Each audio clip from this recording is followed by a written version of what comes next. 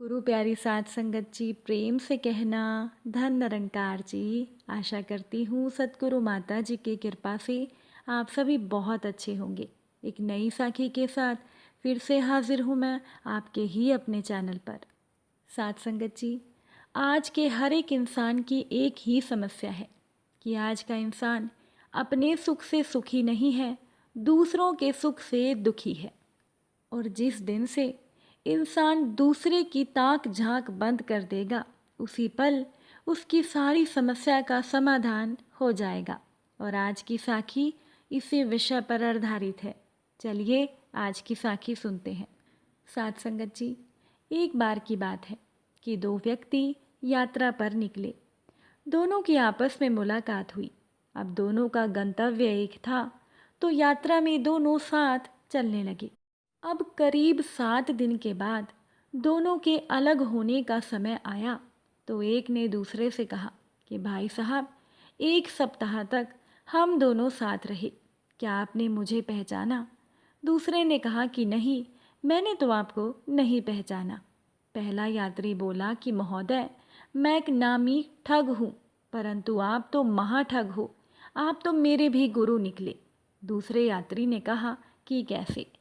पहले यात्री ने कहा कि कुछ पाने की आशा में मैंने निरंतर 7 दिन तक आपकी तलाशी ली, मुझे कुछ भी नहीं मिला। इतनी बड़ी यात्रा पर आप निकले हैं, तो क्या आपके पास कुछ भी नहीं है? आप तो बिल्कुल खाली हाथ हैं। तो दूसरे यात्री ने कहा कि नहीं, मेरे पास एक बहुमूल्य हीरा है और थोड़ी सी रजत मुद्राएं भी हैं। तो पहला यात्री बोला, तो फिर इतनी कोशिशों के बाद वो मुझे क्यों नहीं मिले? दूसरे यात्री ने जवाब दिया कि मैं जब भी बाहर जाता या सोता था, तो वो हीरा और मुद्राएं मैं तुम्हारी पोटली में रख देता था और तुम 7 दिन तक मेरी झोली टटोलते रहे। अपनी पोटली संभालने की ज़रूरत तुमने नहीं समझी, तो फिर तुम्हें वो हीरा और वो मुद्राएं कहाँ से मिलते? साथ संगत जी, यही समस्या हर एक इंसान की है। आज का इंसान अपने सुख से सुखी नहीं है, दूसरों के सुख से दुखी है, क्योंकि उस इंसान की निगाह हमेशा दूसरे की गठरी पर होती है। साथ संगत जी, ईश्वर ये निरंकार दातार नित नई खुशियाँ हमारी झोली में डालता है, परंतु हमें अपनी गठरी पर निगाह डालने की फुर्सत ही नहीं है। और यही सबकी मूलभूत समस्या है। जिस दिन से इंसान दूसरे की ताक झांक बंद कर देगा, उस क्षण सारी समस्या का समाधान हो जाएगा। इसीलिए अपनी अपनी गठरी टटोलें। जीवन में सबसे बड़ा गूढ़ मंत्र यही है कि खुद को टटोलें और जीवन पथ पर आगे बढ़ें, क्योंकि सफलताएं आपकी प्रतीक्षा में हैं। साथ संगत जी, एक बार एक दुखी भक्त ईश्वर से शिकायत कर रहा था कि हे प्रभु, आप मेरा ख्याल नहीं रखते। मैं आपका इतना बड़ा भक्त हूँ, आपकी इतनी सेवा करता हूँ, दिन रात मैं आपका स्मरण करता हूँ, फिर भी मेरी ज़िंदगी में ही सबसे ज़्यादा दुख क्यों है? मेरी ज़िंदगी में ही परेशानियों का अंबार क्यों लगा है? एक ख़त्म होती है तो दूसरी मुसीबत तैयार हो जाती है। वो दुखी इंसान प्रभु से कहता है कि प्रभु, दूसरों की तो आप बहुत सुनते हो, दूसरे को तो आप हर खुशी देते हो। देखो ना, आपने सभी को सारे सुख दिए हैं, लेकिन मेरे हिस्से में केवल दुख ही क्यों लिखे हैं? अब भगवान उस व्यक्ति को समझाते हैं कि नहीं, ऐसा नहीं है। सबके अपने अपने दुख और परेशानियां हैं। अपने कर्मों के अनुसार हर एक को उसका फल प्राप्त होता है। ये मात्र तुम्हारी गलतफहमी है। लेकिन प्रभु का वो भक्त प्रभु की बात सुनने को राजी ही नहीं था। अब भगवान भी अपने भक्त को समझाकर थक चुके थे। तब भगवान ने एक उपाय निकाला और अपने उस भक्त से कहा कि चलो ठीक है, मैं तुम्हें एक मौका और देता हूँ अपनी किस्मत बदलने का। ये देखो, यहाँ पर एक बहुत बड़ा एक पुराना पेड़ है। इस पेड़ पर सभी ने अपने दुख दर्द और तमाम परेशानियाँ, तकलीफ़ें, दरिद्रता, बीमारियाँ और तनाव, चिंता सब एक पोटली में बांधकर उस पेड़ पर लटका रखे हैं। जिसे जो भी कोई दुख है वो वहाँ जाए और अपनी समस्त परेशानियों की पोटली बनाकर उस पेड़ पर टांग दे। अब तुम भी ऐसा ही करो।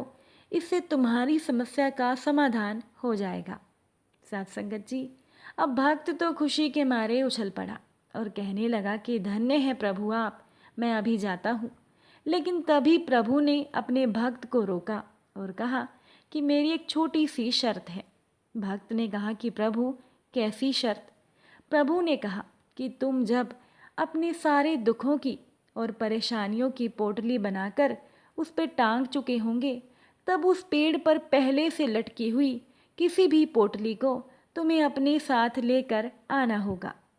साथ संगत जी, अब भक्त को भगवान की बात थोड़ी अजीब तो लगी, लेकिन फिर उसने सोचा कि चलो ठीक है। फिर उस व्यक्ति ने, उस भक्त ने अपनी सारी समस्याओं की एक पोटली बनाकर पेड़ पर टांग दी। फिर उसने सोचा कि चलो एक काम तो हो गया, अब मुझे जीवन में कोई चिंता नहीं। लेकिन तभी भक्त को भगवान की शर्त याद आ गई कि अपनी पोटली जब टांग दोगे तब वापसी में एक पोटली उतार कर अपने साथ भी लेकर आनी है। फिर भक्त ने सोचा कि अब इस पेड़ से मैं कौन सी पोटली उतारूं। फिर एक छोटी सी पोटली की तरफ देखते हुए भक्त ने सोचा कि ये छोटी पोटली ठीक रहेगी। लेकिन दूसरे ही पल भक्त को ख्याल आया कि पता नहीं इस पोटली में क्या है, क्या पता कोई गंभीर बीमारी निकली तो। फिर उसने दूसरी पोटली की तरफ देखा और सोचा कि मैं ये पोटली उतार लेता हूँ। लेकिन उस पोटली को देखकर उसके मन में ख्याल आया कि क्या पता किसी ने इस पोटली में कैसे कैसे दुख बांधे होंगे। वो भक्त बहुत परेशान हो गया। भक्त ने सोचा कि मुझे तो पता ही नहीं कि दूसरों की पोटलियों में क्या क्या दुख परेशानियाँ और कैसी कैसी चिंता और मुसीबतें हैं। भक्त ने सोचा कि अगर इन पोटलियों में मुझसे भी ज़्यादा दुख निकले तो क्या होगा।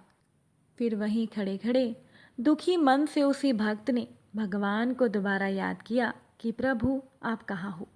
प्रभु तुरंत आ गए और भक्त से कहने लगे कि क्यों, क्या हुआ?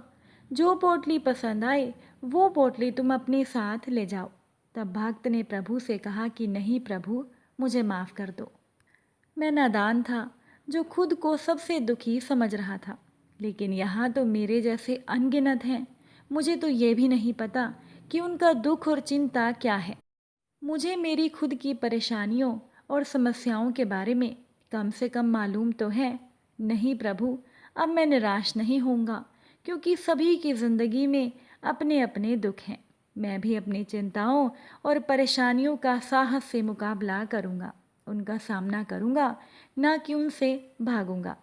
फिर भक्त ने भगवान से कहा कि धन्यवाद प्रभु, आप जब मेरे साथ हैं तो हर शक्ति मेरे साथ है। साथ संगत जी, ये बिल्कुल सत्य है कि इंसान अपने दुख से ज़्यादा दुखी नहीं है, लेकिन दूसरे के सुख से वो ज़्यादा दुखी है। जबकि हर किसी की ज़िंदगी में दुख और परेशानियां हैं, लेकिन इंसान अपने सुख से ज़्यादा दूसरे के सुखों को देखता है। जबकि सभी को अपनी अपनी गठरी को टटोलना चाहिए, क्योंकि हर किसी की गठरी में सुख भी हैं और दुख भी हैं। साथ संगत जी, उम्मीद करती हूँ कि साखी आपको अच्छी लगी होगी। अगर अच्छी लगी हो तो अपने विचार कमेंट द्वारा ज़रूर बताइएगा। फिर मुलाकात होगी नई साखी और नए विचारों के साथ। साथ संगत जी, प्यार से कहना, धन निरंकार जी।